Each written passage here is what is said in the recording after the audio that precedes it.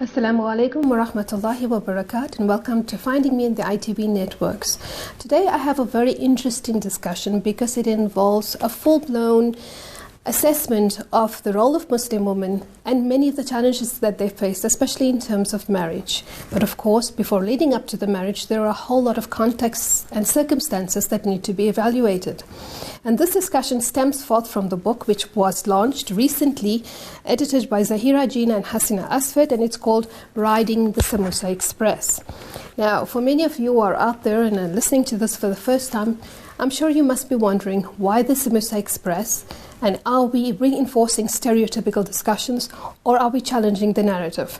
And I think to bring this to light, I would like to introduce my guests and perhaps we can open the discussion from that. So with that, I'd like to say Assalamu alaikum wa rahmatullah to you two very beautiful ladies. My first one, Nadia Qasim and Sumaya Mahdi. Wa alaikum assalam. Jazakallah for having us on the program. Thank you so much. No, I'm actually very, very honored to have you here. When I read your biographies, when I read your challenges, and of course the motivations and the stories that you've written, it is almost as if I could not wait to share it with the audience. But I would like you each to start by explaining or making yourself more comfortable and letting the audience know who you are, what you've done, and what brought you to this particular moment in your life. And Sumaya, if I can start with you. Okay, for those of you out there, I'm a pharmacist. Okay, I'm currently the owner of a pharmacy based in Florida. Prior to my current job position as the owner of the pharmacy, I was residing in Saudi Arabia, living in the capital city, Riyadh. I lived in Saudi for 5 years. Prior to that, I was managing the pharmacy at Mill Park. Okay, and I managed Mill Park Pharmacy for a period of 4 years. And obviously prior to that, I was doing my internship and community service. Okay, so in Saudi Arabia, you worked in the medical field as well? Yes, I was based at the prestigious King Faisal Specialist Hospital Research Center. Part of my job portfolio was basically working in an emergency pharmacy situation. All right. And also working in the protocol pharmacy, which is dealing with Saudi ambassadors, dealing with diplomats, dignitaries, Saudi royal family. Okay, so from this medical scientific field, you went into something very creative, and I do believe that you're still very creative because you manage a blog. So tell us a little bit about your blog. Okay, I am the owner of the blog Desert Moon's Diary. Now, this blog actually started off purely, it was an absolute joke. I was in Dubai. I was visiting my brother's friends in Dubai over a weekend. And Farhan and Amin decided to actually take me from Dubai to Abu Dhabi. It was a day trip. We were going to have a picnic in Abu Dhabi. And along the way, I had so many stories to tell them about my experiences in Saudi. I was yappering away, chatting and talking. And by the time we reached Abu Dhabi, Amin says, my head is sore. You spoke for 1 whole hour solid. Do me a favor. When you go back to Saudi, blog it. And I'm sure the world is actually going to listen to you. And, you have such interesting stories to say. And that's exactly what I did. I went back to Saudi. He called me when I reached Saudi Arabia. And he says, he used to call me Mian, sister. Did you start blogging? And I'm like, I'm going to start. And that's how it actually all began. Alhamdulillah. Okay, Nadia, tell us a little bit about yourself. Okay, before I go into my, whole career and everything, I'm first and foremost a mother. I have 2 beautiful children, Isra and Amaiza. I am a qualified town and regional planner, but I actually work as a financial advisor. And I own Irtika, which is now an online magazine, which is for progressive Muslim women. Okay, so what does Irtika mean? Irtika means evolution or progression in Urdu. Right. I chose the name because of what it signifies, as well as, it has a unique twist to the tongue. And and basically it showcases dynamic women that would most probably not be known if it was not for someone who brought it to my attention that they do something. And I suppose social media platforms are an amazing way for opening up and giving a voice to this. And creating some form of a debate over the roles of men and women in society, in Islam in particular. Okay, so I see here that in the book, in one of the appendixes, it's written that the global ideology that prevails around the subject of Muslim women has been shaped by a description of them as voiceless, silent, and oppressed. Yes. So does Irtika aim to try and dispel those myths? Definitely. Our slogan is Muslim women with a voice. Okay. So it's women who have opinions, strong opinions, who can voice them in articulate manner. Sometimes they like to back it up with, studies or, something that they've heard somewhere. And I encourage that. And a lot of the time it's somebody wants to just write something, and they can be anybody, a guest or anything. And they voice their opinion. That's the whole idea behind the magazine. And I suppose you find the same with your blog as well? Yes. And I think residing in Saudi, I worked with a diaspora of people, cultures, right? I worked in a setting where we had 54 different nationalities working in a hospital environment. Wow, okay. So what I found is dealing with Western people, a lot of the Western people from the US, people from the UK, Australia, they have this perception that Muslim women are very backward. We are subservient to our men. We cannot do anything, without a male figure there next to us. And this is basically when I started interacting with them and speaking to them, I would always get this comment: "You're different. Okay. You're not a typical Muslim woman." Okay. And I'm like, where I come from, South Africa, South African Muslim women, this is how we are. We go to school. This is the norm. This is the norm. We go to school. We go to universities. We're educated. We have a voice. And we voice that opinion in society. And that's exactly what I've also found. But I think it's not so much as for them to tell you that you're different, but that they have allowed themselves to be indoctrinated into believing that Muslim women are like that without making the effort to try and meet a Muslim woman or to chat with her. Yes.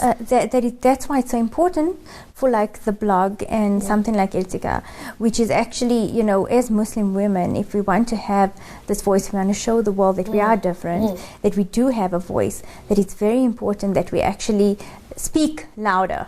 Unfortunately, with all, like you were saying, all the media, the negative media around Islam or Muslim women, that sort of thing, I think women who are in our situations, that is where we have to step up and now actually do a little bit more, to show people, in contrary to what they think. That it's not this faceless, voiceless, senseless individual, but there's a living, breathing human being behind that. What Western media sees, the US and the UK, what they see is a pitiful Muslim woman, negative images coming through, and that is basically not. But that's all selective. I mean, if you look at the entire Europe, if you look at the UK, US, the greatest amount of the greatest amount of people who are coming to Islam from Western societies are women. Western women are accepting Islam faster than Western males. So if my question is always this, that if Islam is oppressive to women, why is it that educated Western women, more of them coming to Islam? It says something, because these women are educated, and they're raised in those cultures, they're raised with thought patterns, they're raised with questions. Shouldn't you be asking that question? That obviously there's a disconnect between what is being said and what is the reality. But I just want to pick up something very quickly on what you said. And you said irtika is evolution, isn't it? Yes. Okay. My question then to you is, do you think it's necessary for an evolution? Because evolution is generally a small, gradual change, slowly by slowly. Is that the ideal, or what is actually needed in terms of identification of a Muslim woman, or the role of Muslim woman, or the perspective that has been portrayed about Muslim women? It's not what we really don't need is an evolution, but what we need is a revolution, a revolutionary thought, a revolutionary change in the way in which a Muslim woman is perceived. If we have to use the word revolution, that means, like you were saying, a complete change. For me, if you look at a Muslim woman, or if you look at Islam, a revolution for me, in my opinion, is not required. We have the basis in Islam, it's already and evolved. The Quran itself is so progressive. It gives women rights. Even in the time of Nabi Sallallahu Alaihi Wasallam, the large number of people who came into Islam were women, and they came from pagan societies, and they embraced Islam because of the rights that were given to us.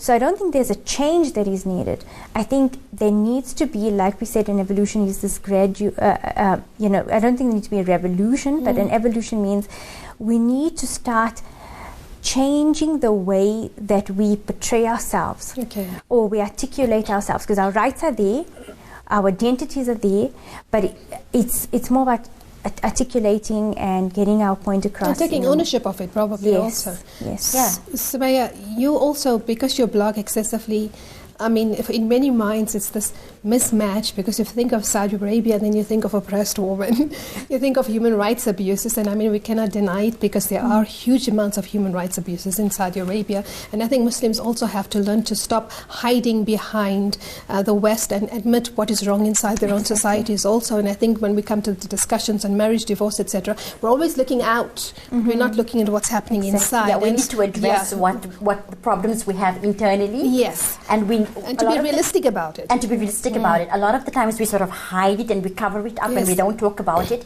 And we need to bring those issues to the fore in order to allow progression. Yes. So while you were in Saudi Arabia and in Riyadh, of course, we know Riyadh is very cosmopolitan, and you as a woman were out there, and the question must be buzzing, who was her mahram, you know? Right.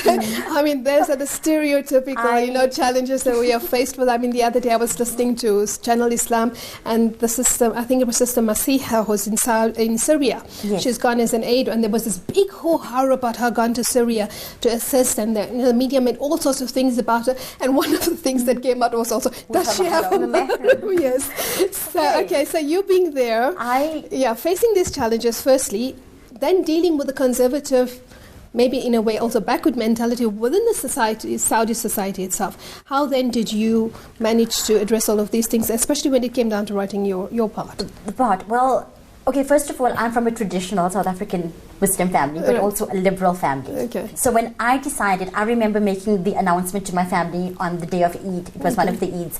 And the family were gathering at our house, and that's when I threw the bomb. And I said, I'm leaving in the next 2 weeks, and I'm going to Saudi Arabia to work there. The reactions I got were overwhelming. My immediate family, my parents, my brother, my mom's sisters, they were fine with it. You need to go, you need to explore. My dad was very supportive of me. He said, Sumaya, this is the decision that you've made. I'm going to allow you to go. You need to grow. Right? As a person, you need to find yourself. And then I decided to obviously go to the kingdom. And for my family, the whole issue of mahram was not an issue. Okay, so let's just stop it there, because we're going to take the issue of mahram again. We'll bring it into the second segment. And then I want to come to your particular conversation, which I think is very interesting. But we'll see you after the break.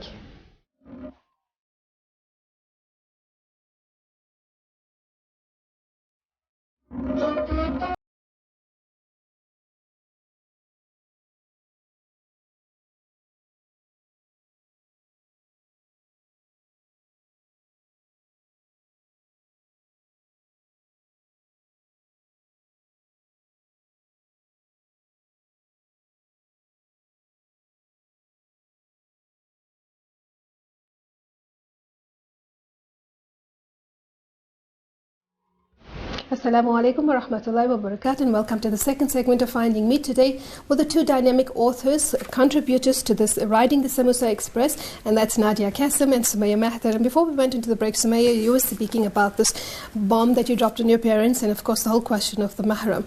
So can you please just elaborate a little bit more about this? Okay. So as I said, for my family, it wasn't an issue going into a foreign country, living alone on my own and finding myself.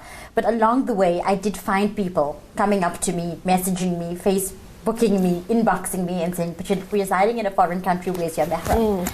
And as a female residing in Saudi Arabia, I must admit, I had no issues. I traveled to the country freely. I used to go for Umrah freely. My mom used to visit me frequently, coming to the kingdom, staying with me over a period of 2 to 3 months. And we traveled to the country freely. And for my immediate family, it was not an issue. Okay. I think it all boils down to your upbringing. Yes. And the fact that if your parents know that they've brought you up in a good way, they can trust you, they know how you are as a person, and you need to go out there and find yourself, explore yourself. For me, it was an absolutely fantastic learning curve. Okay. And that's how I view my experience. And I'm glad you said that, because I keep telling my husband and my family too that the important thing for parents is to raise their children, to know that you have done a proper job, or that you've done the best that you can, and to know your child. See, very often parents don't know their children, but if you know your child, then you know you can leave your child in any circumstance. Exactly. Like my parents are not parents, they're my friends. Yes. I can approach them at any time and talk about any subject matter. And that's how it should be. And that's how it should be. Now, let's come to this stories that you have written. Okay, so Nadia, you have a very interesting title, and it's called Out of the Fish Tank and Into the Pond. Okay, when we were speaking before we went onto the camera, I said, well, this sounds very optimistic. And you said no. So explain to me a little bit about this title and a little bit about your narrative. I don't want you to give the whole narrative away because we want the audience to go out and buy this book and read it, but just a little bit about the motivation and the meaning behind the story. Okay, the title is basically focusing on, the fish tank is like the home you brought up in with your parents, the little comfortable environment, and the pond is the bigger waters that you are basically jumping into from your home. When you get married, into this, you're going into a bit of the unknown. Right. So that's where the title came from. My story was written a bit differently, I think, than all the others, in that I decided to give it a more personal experience, focusing on when I just got married and what it was like, the wedding day, the walima, and the honeymoon. It just, that initial, how can I say, anxiety around the experience, and for the first time being with somebody that you envision to spend the rest of your life with. Yes, so that's... And I think, do you find that in writing that many brides are preoccupied with exactly those things? They're preoccupied with the wedding day, with the honeymoon, and perhaps with that walima or the little functions before or after that, and not really contemplating the depth of this experience, which is going to be the marriage. So not just the wedding day, but what comes after, and that is the marriage. Definitely. And I think, even as a child, when you go to all these weddings, you just see this beautiful bride coming down the aisle, and you watch all these, fairy tales on TV, or you get told, Cinderella, Snow White, all of those stories. And I think even within our, not really our homes, but in our society, there's such a build-up and such a big hype around getting married, that because it fulfills half your iman. That's what we are taught. It fulfills half your iman. So you look forward to it. And I think any woman's dream is, the perfect wedding, this... remember the perfect look, the perfect gown. Exactly. Yeah, don't think about the marriage. You're looking at all the superficial things, because that is the beginning of the rest of your life. That's how you're looking at it. That's just the beginning. And that's the sad part. You've just made a very important point. You said it's all these superficial things. So the woman actually trained into focusing on the superficial. Yes. There is no focus on what's going to happen afterwards and how you're going to deal with that society and that community. So let's hear, because you ask those questions, and your title is The Ideal Partner. Okay, so first question is there such a thing as an ideal partner? I don't think there is a thing as an ideal partner, because all of us have flaws and weaknesses, strengths and weaknesses. I don't think there is an ideal partner, but there are qualities that I would like my ideal partner to have, which I think is pertinent to me and important to me as a woman. So it's a pragmatic decision also in the choice that you're making. Yes. That I need to be satisfied in terms of this and this qualities in the person. Yes. Okay. And it's not superficial. Money and wealth is not even a criteria there. Right. And I think the only reason I decided to look at those characteristics is because I was unfortunate to be meeting potential suitors or individuals who had the nerve or the audacity to feel that it's perfectly fine to lie to me about their backgrounds, about basic things happening within their lives. And I mean, all this happening within a friendship or within a get-to-know-me phase. And you ask yourself, if this person is lying to me now, during a get-to-know-me phase, part of the relationship, how is this person going to look after me and fulfill their duties towards me within the sacred institution of marriage? Because in a marriage, there's no place for unfaithfulness and dishonesty and lies and deceit. And that's when there must be trust. That's the first component of a marriage. Exactly. Trust, and that's when a reality check sort of kicked in, and I asked myself, if I decide to get married one day, what characteristics, what qualities do I want my ideal partner to be having? And I'm glad you touched on this particular concept of lying, because lying seems to be almost an inbred quality in many individuals today. And yet Muhammad sallallahu alaihi wasallam said that if a Muslim can be anything, but a Muslim can never be a liar. You know, he was asked in that one particular hadith, and they spoke about committing a theft, and he said yes, and committing zina, he said yes, and he said lie, and he said la. Never. A Muslim can never lie. Exactly. And that's a very important quality. And I think I would like that the audience read that particular discussion. But Nadia, I want to come to you now. Okay, so you wrote from a very personal angle, and then you have a sadder tale. I don't know if it's a happier tale. It depends on where you look at it. And that is, after you've written the story, you've now mentioned that subsequent to this, you've actually taken a divorce. Yes. So how did that lead to your understanding of what the marriage is, where it should be going, and then the role of a woman, especially in our societies, when you are considered divorced? You know, okay, to me, my divorce is more of a liberation, because I actually got out of an abusive situation.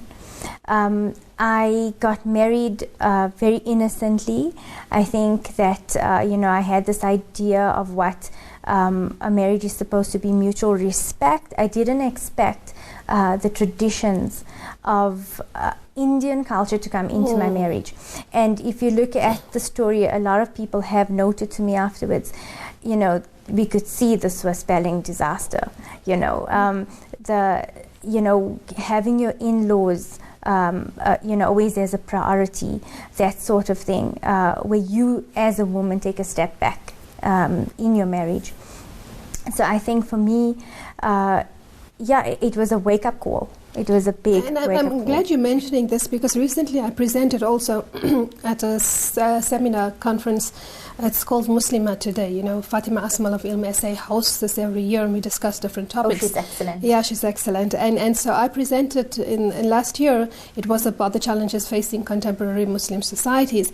And one of the things that I brought forward to that particular lecture was this whole notion of this extended family living together and being portrayed of as being united and Islamic, etc. But if you look at the tradition of this extended families, where everybody has to live in the same house and you have to be this happy family, etc., is not Islamic, but it's a Hindu tradition. Oh, definitely. And culture. Yes, it's Hindu tradition and Hindu culture, and the support for the fact that Islam gives couples the right to have their own homes is in Surah. Yes, and the privacy is in Surah Nur, which is Surah 24, verse 61, where Allah subhanahu wa ta'ala says, there is no blame upon yourselves that ye eat without asking permission. And this is where the proof comes in your own houses, or the houses of your fathers, or the houses of your mothers, which means therefore that basically people have their own homes, and so they ate in their own homes, or they would come into their parents' homes.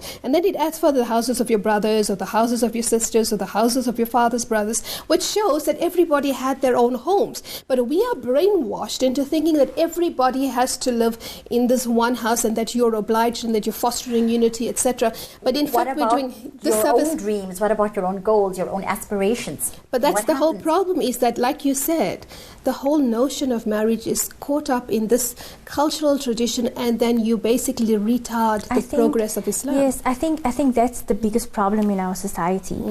Okay, if you're going to look overseas, maybe in the UK and the US, it's a bit more different. The interpretation of Islam is a bit more different. But South Africa has still very much has its roots in the Indo-Pakistani traditions. But Nadia, it is culture specific. So depending on the immigrants that are also in the UK, the US, Europe, etc., you will find the same kind of permeation. Definitely. I think with greater education, with exposure to the different Islamic texts and to different Islamic scholars, women are beginning to understand and realize, or shall I say, reclaim the rights that Islam gave them. Like in the UK, they still have cases of honor killings. Yes, there's plenty. With people coming. No, most certainly. I think it's in all societies. Indo-Pakistan. Yes, where you have this infiltration of the cultural and the patriarchy and the misogyny that's coming in from this particular society. So the key, of course, is to education. And alhamdulillah, both of you are very educated, and both of you have chosen to write these experiences to make other women aware of the challenges that they face. So as we're coming towards the end, I would like you both to leave with some parting advices, and perhaps share a key moment or a key saying or something special to you that you feel that the audience should reflect on. And we can start with you, Sumaya. My motto in life personally, live and let live. Okay. I think it's very plain, very simple, but very strong in a sense that I'm a woman, South African, Indian, Muslim woman. I have dreams, I have aspirations, and you need to go out there and live those dreams. The day you decide to get married, those dreams, those aspirations don't die. Yes. When you get into a marriage situation or a relationship with a partner, your partner now needs to carry through and assist you in fulfilling those dreams. And that's how a relationship should be. And that's exactly what I told my son and my daughter-in-law. I said that when you're getting married, it's not what you're going to get out of the marriage, but what you're going to give to that marriage, isn't Exactly. it? So you don't go looking to get something from there, but you know who you are. You're confident in who you are, what you have, what your potentials are, and what you're going to contribute to that marriage. So you assist your partner yes. in moving forward in life together. And, Yes. and that's ideally how a Muslim marriage situation should be. I mean, you're coming out of your mother's home, your father's home. My parents have been very supportive of me throughout my career, throughout my life. And I expect my partner moving forward to provide me with that same support and vice versa. I would do the same. Alhamdulillah. What about you, Nadia? I totally agree with Sumaya. And I think for me, especially when you're getting married younger, you don't yet know yourself 100%. And I think it's very important to know who you are first before you share life with somebody. That is powerful. Yes. And then once you and love yourself first. Because you can't expect somebody else to love you if you don't love yourself. Yes. And it makes you a very empowered woman. And also educate yourself in Islam. Never just take it lying down that the person you marry to is automatically going to know your rights in that marriage. Know your own rights, and maybe you can assist him to and teach him that this is a conversation, honest conversation, which I think does not happen a lot in marriage. And I would totally agree with you there, but the first point that you made, and that was part of the discussion that we had this weekend as well, is that if you don't know yourself, how will you know Allah? You have to know yourself before you even engage in a conversation with Allah subhanahu wa ta'ala. And once you know Allah, then everything else falls into place, isn't it? And Yes, that's again definitely. where you said, know your Islam. So to know Allah, you need to know your Islam as well. Definitely. And from there you find your rights. And I suppose then perhaps the motivation behind this book shows or points to the fact that women lack a sense of understanding of education, etc. And that because there isn't this understanding, this knowledge, that's where we're running into so many difficulties. Definitely. So, parting comment? Sumaya?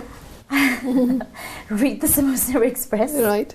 And I think the book it sort of showcases the many facets of life through the eyes of 27 strong-minded, strong-willed women. And it's a reflection of every woman out there. And I would like you to comment as a parting, perhaps, message that when you saw the title, Writing the Semester Express, what did you think? For me, personally, it had no significance to me. But I knew what many of my family members were going through and a lot of my friends. And it's like we were talking about tradition and culture. It signified that more than what I think the content of the book is, which is Muslim women who know their deen, who are empowered in their deen. So the title, it's a bit... perhaps it leads to that conversation of where many women find themselves trapped into this particular Semester Express, whereas there should be a totally different narrative, perhaps a different title, which should earmark our status, our position as women in South Africa, And so, alhamdulillah, perhaps it's this dichotomy that needs to be addressed. And you're looking at the two different narratives and you say, this is how we find ourselves, but this is where we should actually be. Yes. So with that, I'd like to say Jazakallah khair for sharing this time with me and for sharing your thoughts, and of course for penning them down so that other women can learn from your experiences. And I hope you enjoyed. Please go out and get the book. Fi amanillah. Wassalamu alaikum wa rahmatullah.